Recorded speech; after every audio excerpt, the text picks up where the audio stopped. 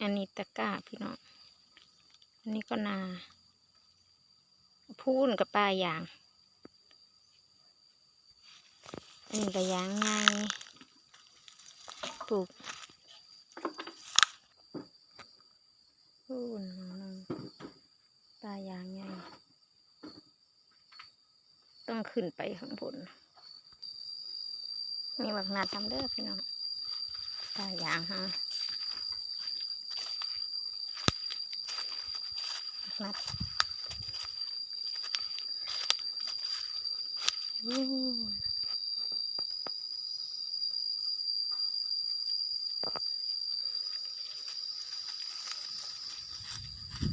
ปลายางส่วนนี้กะประมาณ500ต้นพี่น้อง